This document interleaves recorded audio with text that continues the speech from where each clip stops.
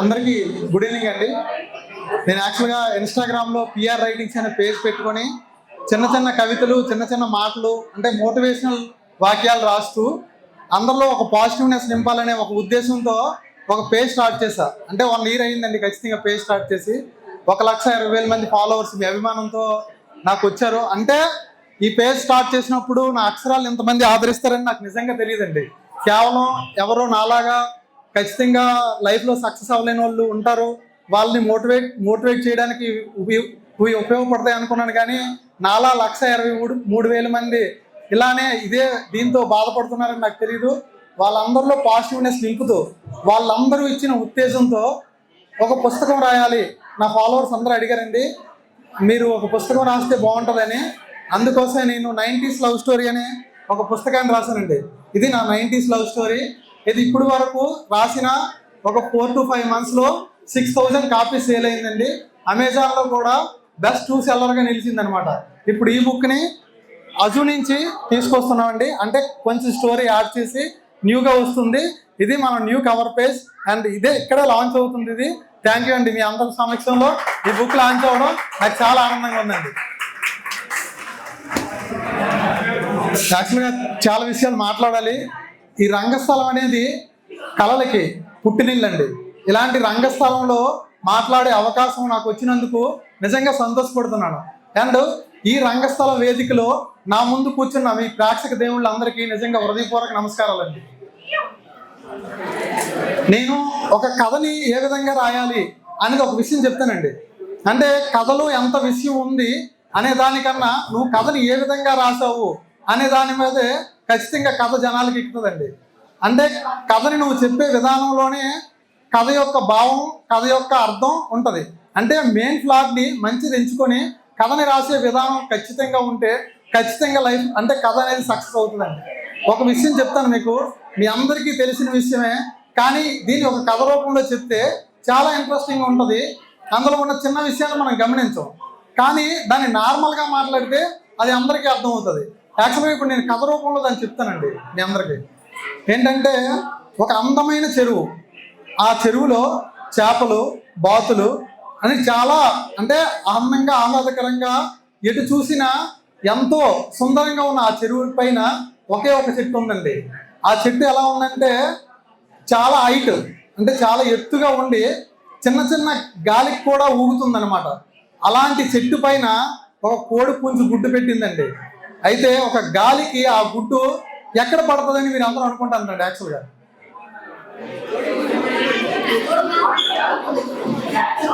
అంటే ఇదే అండి. యాక్చువల్గా మనం ఆ కథలో లీనమైపోతే, ఆ కథని చెప్పే విధానంలో లీనమైపోతే మనం ఏం చెప్పాం అనేది మర్చిపోతాం. అంటే కోడి పుంజు గుడ్డు పెట్టదు అనే విషయాన్ని ఖచ్చితంగా మర్చిపోతాం. అంటే కథని మనలో అందరూ ఇంట్రెస్టింగ్గా వెళ్ళిపోతాం అనమాట. సో ఇక్కడ ఇంతమంది ఉన్నారు కాబట్టి దాన్ని మనం ఫైండ్ అవుట్ చేయగలం ఏ ఒక్క పర్సన్. కానీ దాన్ని నార్మల్గా చెప్పేస్తారు. ఏమంటే ఒక చెరువు గొట్టు ఉంది, ఒక చెట్టు ఉంది, దానిపైన కోడి పుంజు గుడ్డు పెట్టింది అంటే కోడి పుంజని మనం చెప్తాం. అంటే కథని చెప్పే విధానంలో కూడా ఖచ్చితంగా కథ మారుతుందండి. అంతేగా కథ రాసే వాళ్ళందరూ కూడా ఆ చుట్టుపక్కల ఉన్న పరిస్థితులను వివరిస్తూ కథలోకి మనల్ని తీసుకెళ్తారు. ఆ ప్రదేశంలో మనం ఉన్నట్టు ఆ పాత్రలతో మనం నడిపించడానికి ప్రతి రైటరు కూడా ముందుకు వస్తారనమాట. ఇప్పుడు మీ అందరికీ ఒక చిన్న కథ చెప్తానండి. అది యాక్చువల్గా ఒక చిన్న పల్లెటూరు. నేను పల్లెటూరు నుండి వచ్చాను కాబట్టి రైతుల గురించి చెప్పాలనుకుంటున్నాను. సో ఈ కథ మీ అందరికీ నచ్చుతుందని నేను మనస్ఫూర్తిగా కోరుకుంటున్నానండి. యాక్చువల్గా సిద్ధార్థ్ అనే ఒక విద్యార్థి ఉంటాడండి. సిద్ధార్థ్ ఏంటంటే చిన్నప్పటి నుండి కూడా చదువుల్లో ఫస్ట్, కానీ దానికి ఓపిక తక్కువ. ఎందుకు ఓపిక తక్కువ అంటే ఏదైనా ఫస్ట్ అటెంప్ట్లోనే సాధించాలి, చాలా తక్కువ టైంలో దేన్నైనా పొందాలి అనే వ్యక్తి అండి. కానీ ఒక రైతు కుటుంబంలో పుట్టిన వ్యక్తి తను. సో వాళ్ళ నాన్నగారు రైతు. సో అలా పుట్టిన వ్యక్తి స్కూల్ డేస్లో ఫస్ట్, కాలేజ్ డేస్లో ఫస్ట్, అలా ప్రతి దాంట్లో ఫస్ట్ వస్తూ చివరికి యూపీఎస్సీకి అండ్ గ్రూప్స్కి ప్రిపేర్ అవుతున్నాడండి ఆ వ్యక్తి. అయితే యూపీఎస్ ఫస్ట్ అటెంప్ట్లో తను ఫెయిల్ అయ్యాడు, ఆయన గ్రూప్స్లో కూడా ఫెయిల్ అయ్యాడు. యాక్చువల్గా సిద్ధార్థ్కి ఏంటి, తనకి ఓపిక తక్కువ. సో ఎప్పుడైతే ఫెయిల్ అయ్యాడో తను తీసుకోలేకపోయాడు అది. సో ఇప్పుడు వరకు నేను చిన్నప్పటి నుండి చదువుకున్న కష్టం అంతా వృధాగా పోయింది, ఇది నా వల్ల కాదు, దీన్ని నేను సాధించలేను అనే ఒక మైండ్ సెట్కి తను వచ్చేసాడండి. వచ్చేసి నాన్నతో వ్యవసాయం చేసుకుందాం, నాన్నకి వ్యవసాయ పద్ధతులు నేర్పిద్దాం, వ్యవసాయాన్ని గొప్పగా మారుద్దాం అనే ఉద్దేశంతో అంటే టౌన్ నుంచి విలేజ్కి వెళ్ళాడండి. విలేజ్కి వెళ్ళిన తను వాళ్ళ నాన్నతో పంట పండించడం ప్రారంభించాడు.